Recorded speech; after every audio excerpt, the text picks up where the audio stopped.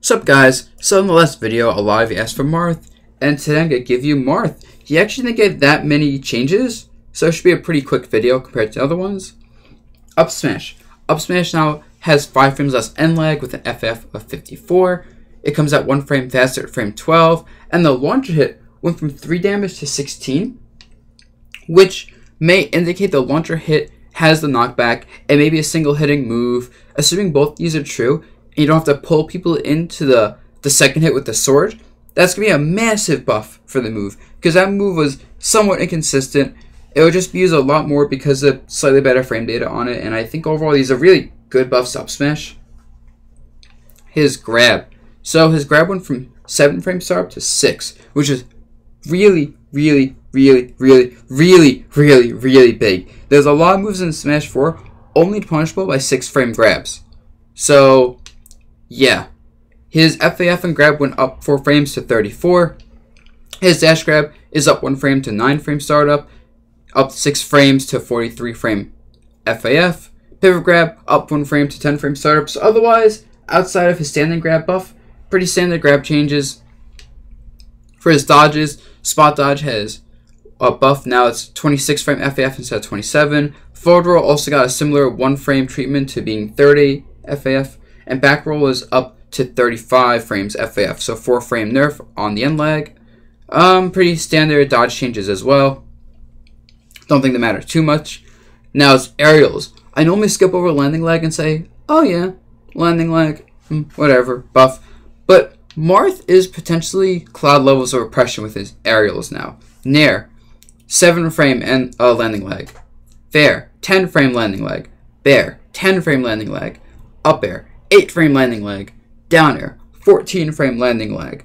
These are like cloud oppression levels with his aerial landing lag. So that's scary. You may still be able to whiff punish him because the game does move a bit faster. The swords do generally have arcs and blind spots that especially short characters can take advantage of. You should still be able to just beat him by pressing buttons before he does and not letting him jump. I believe his forward air was frame 9 in Smash 4, don't quote me on this. I just know characters like Diddy Kong would be annoying because they could press buttons before Marth could press buttons.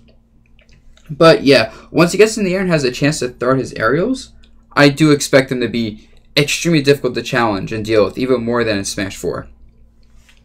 Next up, Dancing Blade.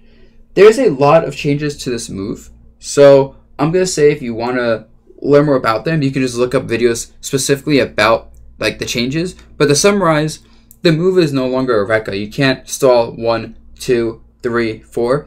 All the hits come out basically immediately. There's a lot more end lag in the move. It seems to kill a bit better. It seems to have about the same range, but overall this move is probably worse because you won't be able to use it to like cover spot dodges, air dodges, and to just mix up in neutral. Although if you were really good in 4, you could actually, with a lot of the cast, block like Dancing Blade 2 and then always get a punish if you're fast. So yeah, overall it's definitely a nerf to the move unless what seems to be increased kill power is that significant, which I doubt it would be. Also, his jab got nerfed. You can no longer do jab 1 into tilts or smashes or side B. Now it seems that you can only do jab 1 into jab 2. There's a lot more lag on the cancel. Big, massive nerf. I know I keep saying like those words, but it's so significant when one of his best kill confirms and one of his best grounded zoning tools is that much worse.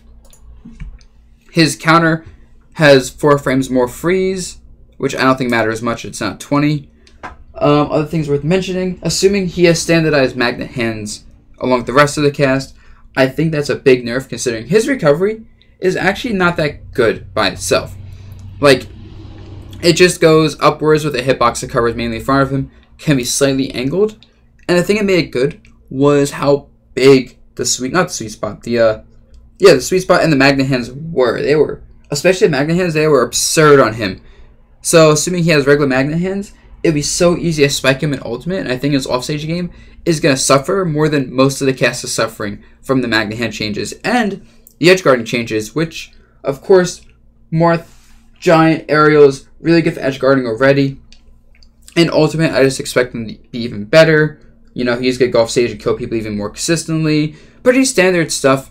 So I think overall, considering he was already edgeguarding people, and like he's going to do the same thing in Smash 4 Ultimate, he's a hit in 4, but he's going to get edgeguard now. I want to say overall he got a nerf to his offstage game with these changes. Finally, dashing around. So in 4, he had one of the worst foxtrots in the game. Foxtrotting mean like when you could dash and before you could shield after starting your dash. Assuming that's the same in Ultimate, I don't think the changes to movement are going to benefit him as much as a lot of the other characters, because I'm assuming dash shield will still be a really good option. And assuming he still has a lot of start before he can actually walk, even with the fastest walk in the game, he's going to have a little bit of trouble moving on the ground generally in Ultimate, similar to Smash 4. So what all this means is I think this character is still really good. I think the hype is well deserved because of how busted the landing leg on his aerials is going to be. But otherwise, he seems to actually have gotten a lot of nerfs. I believe Leo said he doesn't like playing Marth in Ultimate. Don't quote me on this. That's just what I've heard.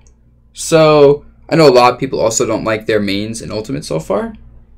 But yeah, assuming this is all true, Marth players should be happy at the changes to landing lag. They should be happy at how much better he'll be off stage. They should be happy that he at least should have better movement. Should be happy he has a better up smash and a better grab. But they should be concerned about the new Dancing Blade, I think. They should be concerned about his Ledge Magnus, and they should be concerned about losing jab setups. Let me know who you want me to cover in the next video, guys. Oh, and I've got to talk about his neutral bait. You can now angle it. I didn't really talk about it because there's not much to talk about it. It may be useful for like 2-framing or just catching people holding the ledge. Maybe use it to catch a ledge jump. There may be some interesting setups with it. But honestly, it seems more just like a fun little thing as opposed to a particularly useful buff. But yeah, as I was just about to say, peace out, guys. Let me know who you want to see in the next video. And I hope you enjoyed this one.